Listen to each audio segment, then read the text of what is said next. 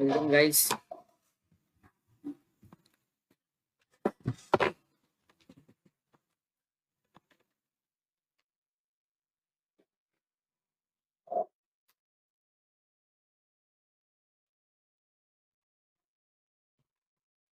Welcome to my YouTube channel. आप लोग का इस चैनल पर स्वागत है। आज मैं कुछ लेकर आया हूँ ऑब्जेक्टिव प्रश्न जो क्लास 10th का है, सब्जेक्ट साइंस का है। उस चैप्टर का नाम है प्रकाश का अपरावर्तन। प्रकाश परिवर्तन तथा परिवर्तन जो है ऑब्जेक्टिव प्रश्न क्लास 10th का है। क्या है? क्लास 10th का है। चलिए हम लोग ऑब्जेक्टिव प्रश्न की ओर देखते हैं।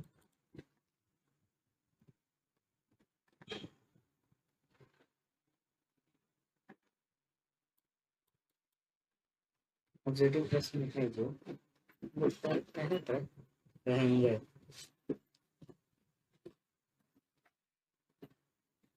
पहला प्रश्न कहता है क्या, वो देखेंगे हम लोग। पहला प्रश्न कहता है समतल दर्पण द्वारा बना प्रतिबिंब सदा कैसे होता है? समतल दर्पण द्वारा बना प्रतिबिंब सदा कैसा होता है? समतल द्वारा बना प्रतिबिंब कैसा होता है? तो ऑप्शन में है वास्तविक है, हमें आभासी और सीधा, ग में वास्तविक और सीधा है, और घ में है आभासी और उल्टा। तो इसका राइट आंसर हो जाएगा नंबर ख, आभासी और सीधा। चलिए प्रश्न नंबर अगला देखते हैं। प्रश्न नंबर दूसरा में कहता है समतल दर्पण में किस प्रकार के प्रतिबिंब बनते हैं? समतल दर्पण किस प्रकार के प्रतिबिंब बनते हैं? तो ए में है वास्तविक प्रतिबिंब, या बी में है आभासी प्रतिबिंब, ग में है दोनों प्रतिबिंब, ख में इनमें से कौन नहीं है? राइट आंसर होगा आ में आभासी प्रतिबिंब।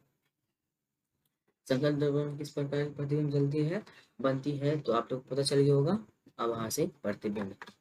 लोग चैनल में नए हैं जो उसको चैनल सब्सक्राइब करके बेल आइकन प्रेस कर दीजिएगा, एंड लाइक एंड शेयर जरूर करिएगा, एंड कमेंट्स भी करिएगा कि आप कहाँ से बोलते हैं, अपन कौन क्लास में पढ़ते हैं, आप उस भी कमेंट में बता सकते हैं। उस क्लास में हम ऑब्जेक्टिव भी बना सकते हैं। चलिए हम लोग प्रश्न नंबर चौथा पढ़ते हैं। कहता है किसी वस्तु की छाया तभी बन सकती है जब प्रकाश की किरणें गमन करती है। प्रकाश की किरणें गमन करती है, किस तरह गमन करती है? तो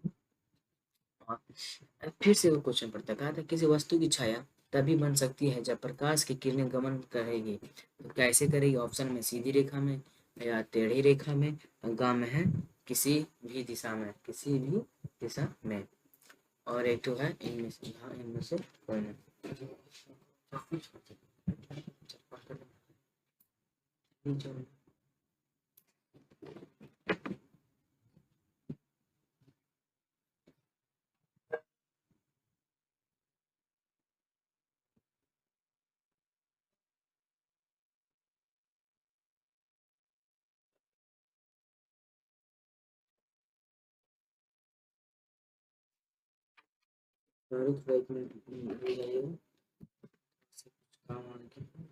चलिए हम लोग ऑब्जेक्टिव प्रश्न जो दे रहे हैं की तरफ कंटिन्यू करते हैं।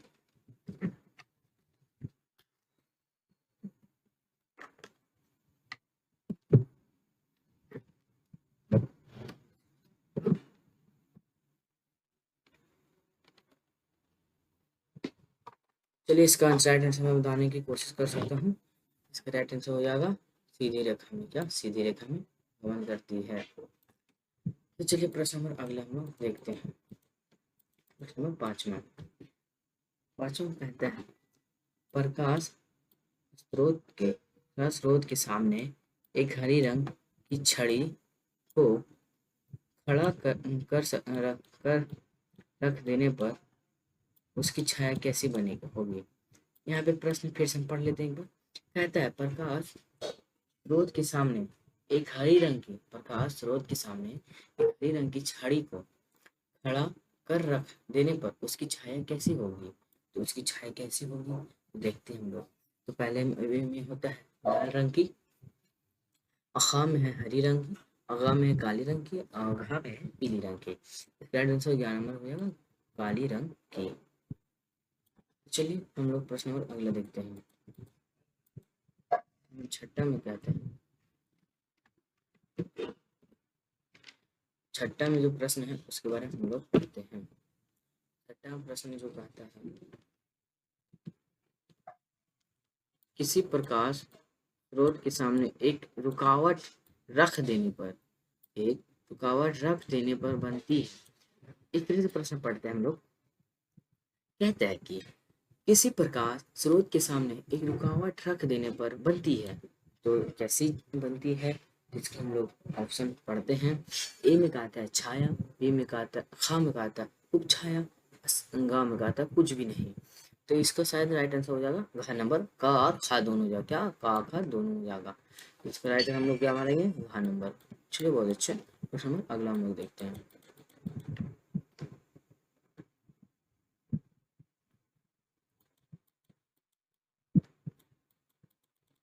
प्रश्न नंबर 27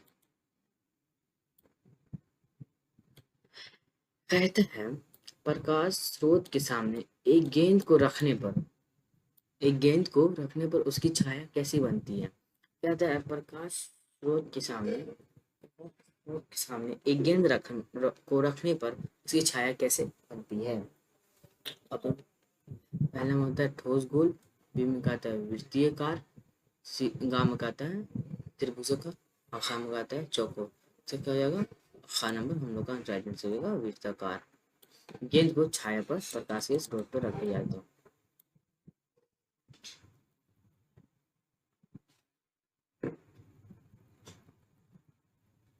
चलिए प्रश्न नंबर 8 देखते हैं। प्रश्न 8 में कहता है,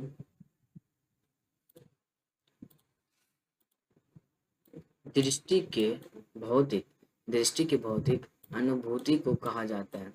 दृष्टि की भौतिक अनुभूति को कहा जाता है, तो क्या कहा जाता है। तो हम लोग पहले ऑप्शन पढ़ लेते हैं। ऑप्शन ए में कहा था प्रकाश, हा में कहा था ध्वनि, गा में कहा था तरंग, घा में कहा था इनमें से कोई नहीं। तो इसका राइट आंसर मैं आप लोग बता सकता हूँ। इसका राइट आंसर क्या हो जाएगा, का नंबर प्रकाश, क्या प्रकाश। तो चलिए प्रश्न नंबर हम लोग अगला देखते हैं। प्रश्न नंबर 9 में कहता है,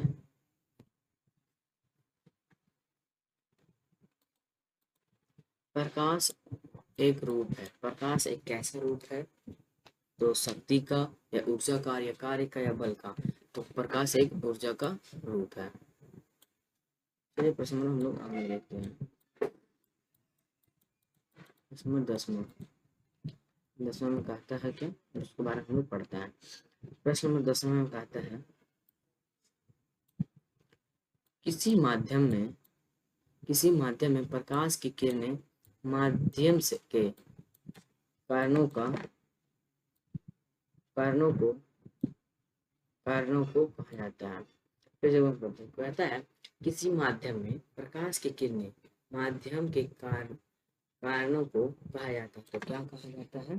तो ऑप्शन ए में कहता है गर्म करती, गर्म करती है, बी में शांत कहता है प्रकाशित करती है, और गा में कहता है माध्यम के कणों, माध्यम के कणों में गति प्रदान करती है, घा में कहता है का खा एवं गा तीनों। इसका राइट आंसर क्या हो जाएगा, घा नंबर तीनों हो सकता है। चलिए प्रश्न नंबर हम लोग अगला देखते हैं। प्रश्न में हम लोग 10वां नंबर 11वां नंबर देखते हैं।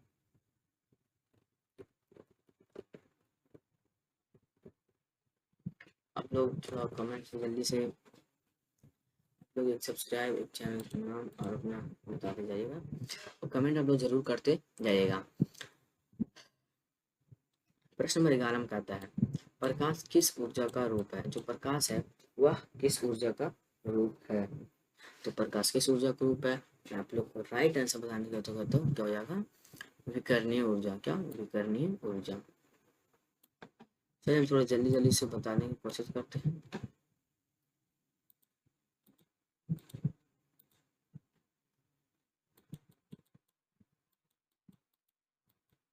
चलिए प्रश्न 12 देखते हैं हम लोग।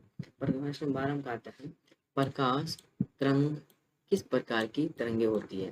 प्रकाश तरंगे किस प्रकार की तरंगे होती है?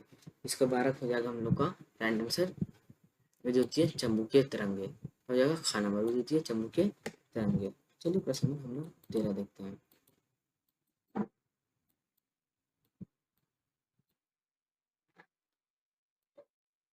इस तरंग का आता है प्रकाश तरंगों के गमन के लिए किस प्रकार के माध्यम आवश्यकता है? किस प्रकार के माध्यम की आवश्यकता है? कहा था प्रकाश तरंगों के गमन के लिए किस प्रकार के माध्यम की आवश्यकता है? तो किस प्रकार के है? खा नंबर क्या खा नंबर किसी प्रकार की माध्यम नहीं। तो क्या है किसी प्रकार के माध्यम नहीं। चलिए आई होप आप लोग को अच्छा लग रहा हो तो आप लोग चैनल को बनाए जो जो आए हैं वो थोड़ा सा ध्यान दे जाइएगा। प्रश्न नंबर 14 में कहता है प्रकाश का तरंगदैर्घ्य अन्य बाधाओं की तुलना में होता है। वो कहता है प्रकाश का तरंगदैर्घ्य अन्य बाधाओं की तुलना में होता है।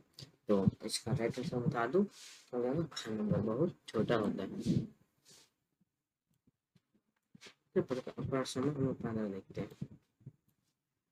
हम कहता है प्रकाश किरण है। प्रकाश किरण है।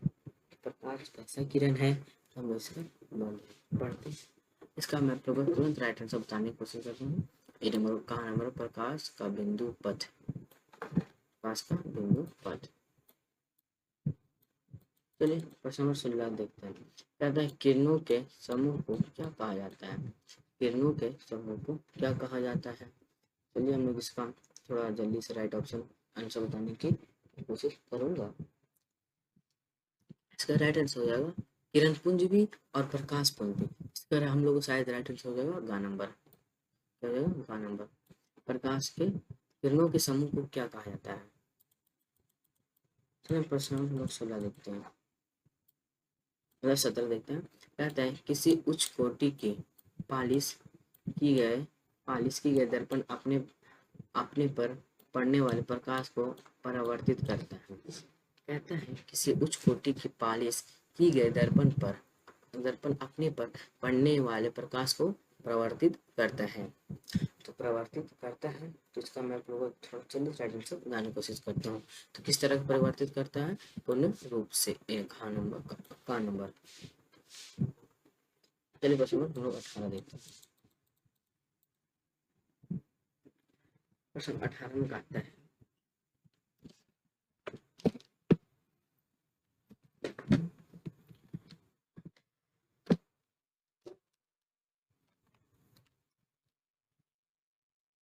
पैदा 18 में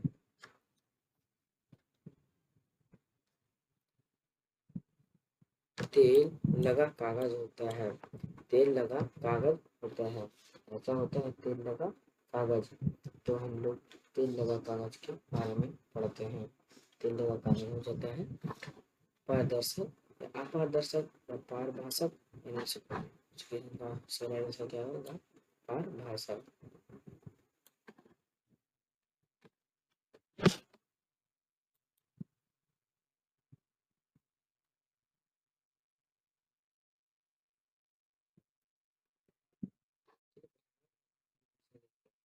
कहते हैं आधुनिक क्वांटम सिद्धांत के आधार पर प्रकाश को कहते हैं आधुनिक क्वांटम सिद्धांत के आधार पर प्रकाश को। तो उसका ऑप्शन है तरंग तरंग माना गया है, कण माना गया है या दोनों में से कुछ नहीं माना गया है। सभी उत्तर सही है। इसका कारण उत्तर हो जाएगा उसका कारण दोनों में से कोई नहीं माना गया है। प्रश्न हम 20 में देखते हैं।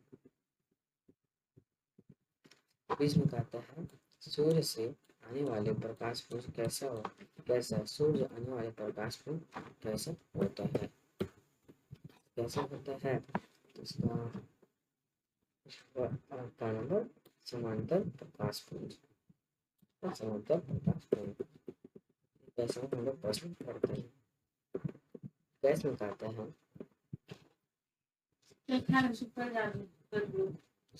लो प्रकाश की किरणें गमन करती प्रकाश की किरणें गमन करती है। किस तरह गमन करती है? शायद वो जिसको पहले बैठो और ऑब्जेक्टिव प्रश्न आया है। कैसे गमन करती है? सीधे रेखा में। सीधे रेखा में। वैसे कहता है प्रकाश के प्रवर्तन के कितने नियम हैं? प्रकाश के प्रवर्तन के कितने नियम हैं? तो एक का में एक, खा में दो, र में तीन, खा में चार। इसका आंसर खाद्य है नियम है। चलिए प्रश्न हम लोग बैच देखते हैं, आई मीन डैश देखते हैं।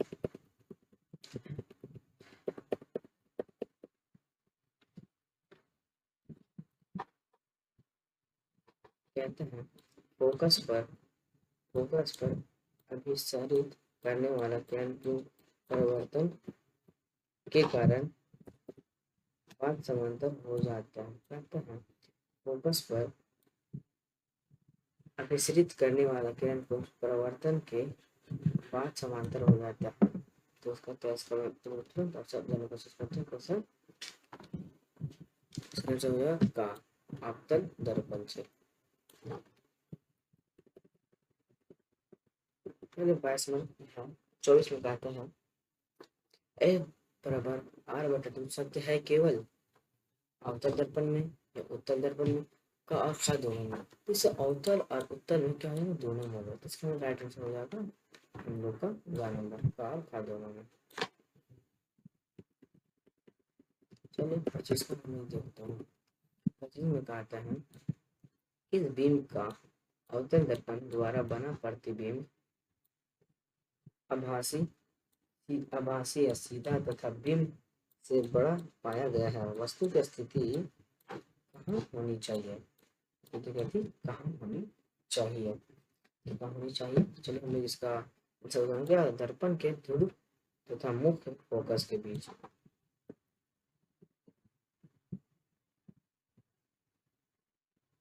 छब्बीस में प्रश्न कहता है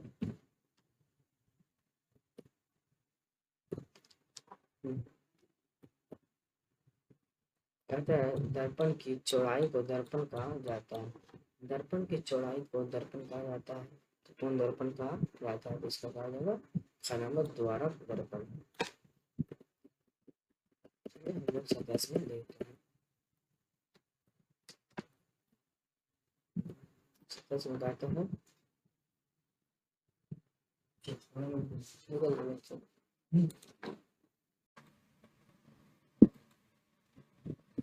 हम लोग प्रश्न नंबर 28 की तरफ देखते हैं।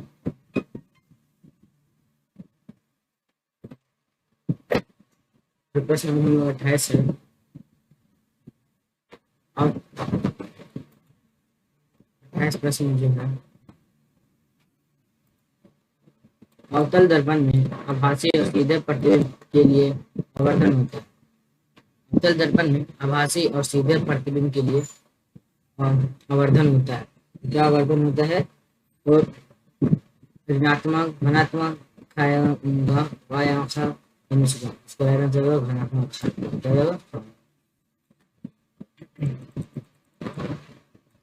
चलिए प्रश्न नंबर 29 हम देखते हैं।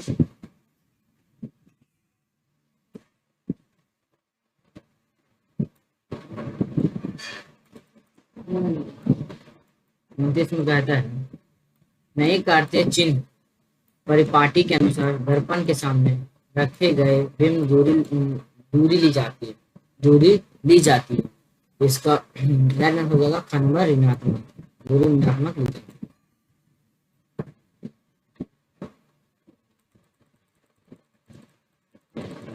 है। प्रश्न हम लोग किसमें देखते हैं। इसमें कहते हैं एक प्रयोग में अवतल दर्पण द्वारा किसी बिंब का प्रतिबिंब एक पर्दे पर प्राप्त किया जाता है। दर्पण की फोकस दूरी को निर्धारित करने के लिए प्रयोगकर्ता को मापने की जरूरत है। और 30 का ऑप्शन ए में कहता है दर्पण, ख में कहता है का में दर्पण तथा पर्दा के बीच की दूरी, हाँ में कहता पर्दा तथा बिंब के बीच की दूरी, ग में कहता का और खा दोनों, हाँ इनमें से कहा जाएगा का दर्पण तथा पर्दे की बीच की दूरी। प्रश्न में हम लोग 32 पढ़ते हैं।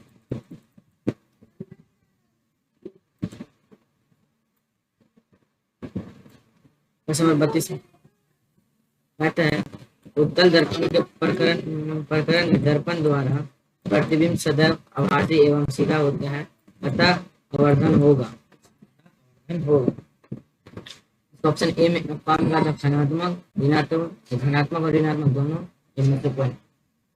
इसका राइट आंसर हो जाएगा नंबर धनात्मक और ऋणात्मक दोनों। चलिए हम लोग प्रश्न पर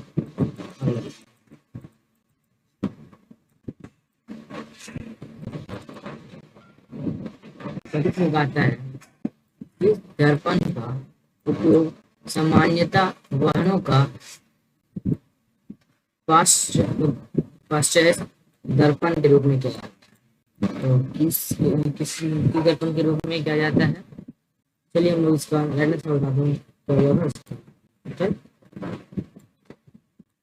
आप लोग थोड़ा चैनल को सब्सक्राइब या बेल आइकन जरूर शेयर करने को जरूर सब्सक्राइब।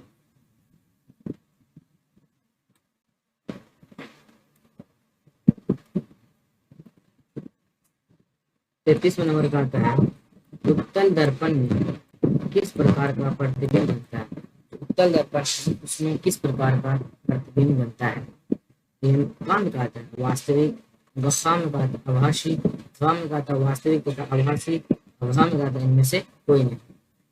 शायद 33 का आंसर क्या हो जाएगा खाली पर आभासी। प्रश्न नंबर 34 देखते हैं।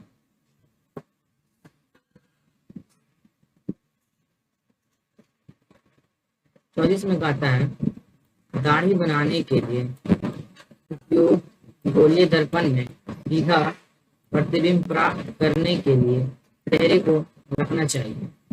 दाढ़ी बनाने के लिए उपयुक्त गोलीय दर्पण में सीधा प्रतिबिंब प्राप्त करने के लिए चेहरे को रखना पड़ता है। चेहरे को कैसे रखना पड़ता है, तो वक्ता के केंद्र पर या वक्ता केंद्र के बाहर या वक्ता केंद्र मुख्य फोकस या हाँ इनमें से कोई नहीं। इसका आंसर हो जाएगा इनमें से कोई नहीं।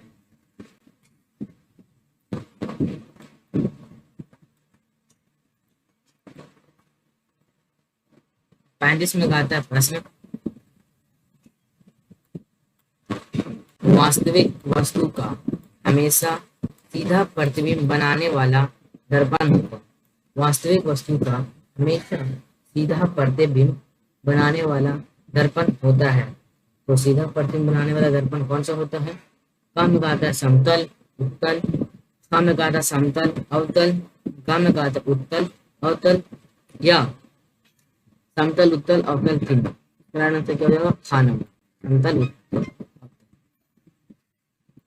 प्रश्न हम लोग 36 देखते हैं। 36 में कहता है वास्तविक प्रतिबिंब के प्रकृति कैसी होती है। तो कैसी होती है हम लोग देख लेते हैं। 36 में सीधा उल्टा, सीधा और उल्टा दोनों इनमें से कोई नहीं।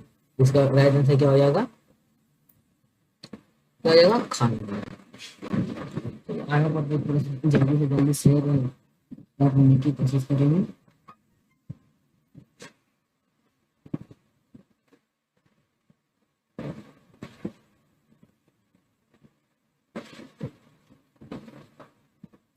हम लोग प्रश्न आगे देखते हैं।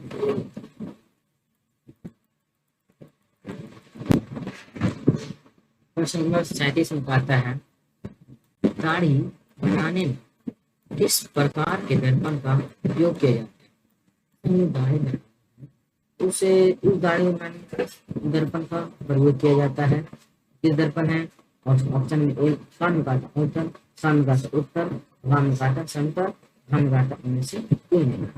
इसका सही राइट आंसर शायद हो जाएगा, अब लोग शायद पता हो थोड़ा जल्दी से कमेंट हमें राइट आंसर बता दें। इसका क्या हो जाएगा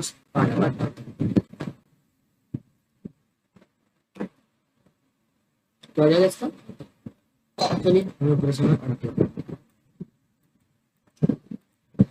इसमें है में कहता है 20 सेमी फोकस दूरी वाले अवतल दर्पण को सूर्य प्रकाश के सामने रखा जाता है। 20 सेंटीमीटर फोकस वाले अवतल दर्पण को सूर्य प्रकाश के सामने रखा जाता है। प्रधान अक्ष पर एक खास बिंदु पर कागज का कतरन जल उठता है। इस बिंदु की दूरी दर्पण से क्या हो? इस बिंदु की दूरी दर्पण से क्या हो? तो क्या हो जाएगी इसका राइट आंसर? तो कहाँ में कहता है 20 सेंटीमीटर, 10 सेंटीमीटर, या कहाँ में कहता है 5 सेंटीमीटर, या कहाँ में कहता है सेंटीमीटर। साथ ही इसका राइट आंसर बता दूं तो क्या हो जाएगा? इसका राइट आंसर क्या होगा? ये प्रश्न है 39 देखो। 40 में कहता है गोलीय दर्पण की वक्रता त्रिज्या 40 सेंटीमीटर हो तो उसकी फोकस दूरी क्या होगी? तो उसकी फोकस दूरी क्या होगी? तो उसकी फोकस दूरी क्या होगी? ऑप्शन ए में कहता है या काम कहता है 40 सेंटीमीटर, 30 या खा में 30 सेंटीमीटर, या गा में 20 सेंटीमीटर, या घा में 10 सेंटीमीटर। इसे क्या राइट आंसर हो जाएगा? हम लोग का हो जाएगा घा में 20 सेंटीमीटर। प्रश्न हम लोग 40 पढ़ते हैं।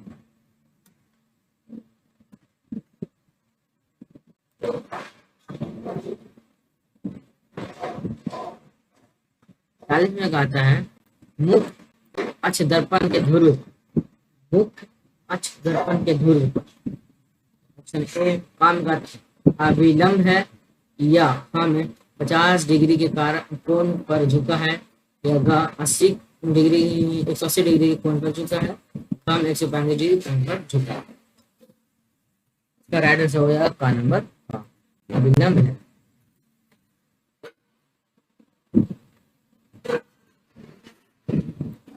चलिए हम लोग क्वेश्चन नंबर 41 पढ़ते हैं। चलिए थोड़ा सा आपको शायद वीडियो अच्छा लगा होगा। इस वीडियो पर एक चैनल, एक सब्सक्राइब, एक लाइक, एक कमेंट सभी लोग जरूर करते जाइएगा। चलिए हम लोग 41 नंबर पढ़ते हैं। कहता है एक अवतल दर्पण में वस्तु के स्थिति ध्रुव और फोकस के बीच है, फोकस के बीच है, तो उसका प्रतिबिंब कैसा होगा? तो शायद 41 का शायद आप लोग आंसर पता है, तो मैं आंसर बताने की कोशिश करूंगा। पहले हम लोग ऑप्शन पढ़ लेते हैं। ऑप्शन ए में कहता है वास्तविक और बड़ा, खा में कहता है वास्तविक और छोटा, और ग में कहता है काल्पनिक और छोटा, और घ में कहता है काल्पनिक और बड़ा। तो दोनों का आंसर शायद आप लोग बताइए। तो इसका राइट आंसर बता दो, हो जाएगा घ नंबर, काल्पनिक और बड़ा। चलिए 42 नंबर। 42 में प्रश्न कहता है किसी गोलीय दर्पण तथा किसी पतले गोलीय लेंस दोनों की फोकस दूरियां -15 सेंटीमीटर है, तो दर्पण तथा लेंस संभवतः है। इसका है बी का ऑप्शन ए में काम कहता दोनों अवतल, सम कहता दोनों उत्तल, कम कहता दर्पण अवतल तथा लेंस उत्तल, अघा में कहता दर्पण उत्तल तथा लेंस अवतल। तो उसका 42 का मैं प्रमाण से बता दूं, दोनों अवतल, दोनों क्या हो जाएगा? अवतल हो जाएगा। गोलीय दर्पण और गोलीय लेंस। चलिए प्रश्न नंबर 45 पढ़ लेते हैं। 45 में कहता है मुख्य अक्ष के समांतर चलने वाली प्रकाश की किरणें अवतल दर्पण से प्रवर्तन के बाद मुख्य अक्ष के एक बिंदु से होकर गुजरती है। इस बिंदु को दर्पण का कहा? इसका 43 का शायद है। चलिए हम लोग ऑप्शन पढ़ते हैं। ऑप्शन का में कहता है वक्रता केंद्र कहते हैं, या ख में प्रकाशीय केंद्र कहते हैं, या घ में फोकस कहते हैं, या घ इनमें से कोई नहीं। 43 हो जाएगा, घ नंबर फोकस कहते हैं।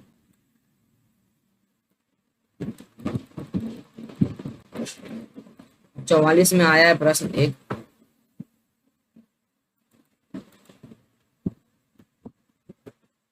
चौवालीस में कहता है हेलो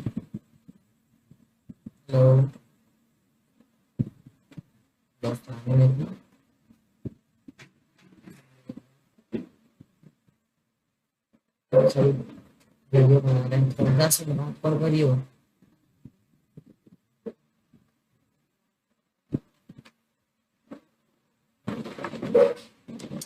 तो 44 में कहता है किस दर्पण का दृष्टि क्षेत्र बड़ा होता है? किस दर्पण का दृष्टि क्षेत्र बड़ा होता है? 24 का इसका तुरंत आंसर बताने की कोशिश करता हूँ। क्या होगा? उत्तर दर्पण। हम लोग प्रश्न नंबर जल्दी जल्दी 45 से देख लेते हैं। 45 में कहता है गोलीय दर्पण की फोकस दूरी उसकी वक्रता तथा त्रिज्या की, मतलब त्रिज्या की कितनी होती है? 145 का राइट आंसर हो जाएगा आधी हो जाती है, आधी। चलो प्रश्न नंबर 46 पर कहता है निम्न में से किस दर्पण की फोकस दूरी धनात्मक होती है? निम्न में से किस दर्पण का फोकस दूरी धनात्मक होता है? इसका 46 का राइट आंसर हो जाएगा खाने उत्तल दर्पण। क्या हो जाएगा? उत्तल दर्पण। फिर हम लोग 47 पढ़ते हैं। कहते हैं सोलर कुकर में प्रयोग सोलर कुकर में प्रयोग किए जाते हैं। तो प्रयोग किए जाते हैं क्या? अवतल दर्पण सोलर कुकर में। चलिए प्रश्न नंबर 48 देते हैं फटाफट, लास्ट हो गया। कहता है रोगियों के नामक कान, गले आदि की जांच के लिए डॉक्टर प्रयोग करते हैं।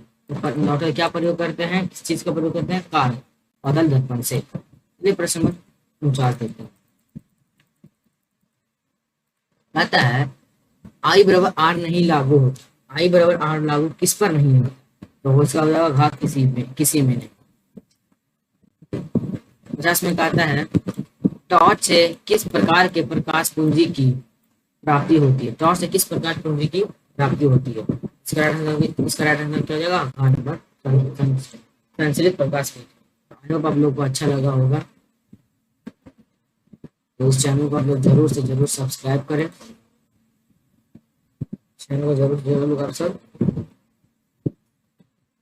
सब्सक्राइब एंड एक लाइक एंड एक कमेंट जरूर करें।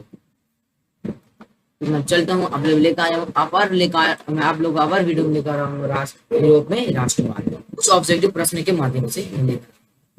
चलिए हम लोग आया हो, आप लोग अच्छा लगा होगा। तो मेरा यूट्यूब चैनल नेम है ये है स्टडी लाइव 3.0। इस पर आप लोग जाकर थोड़ा सा जाकर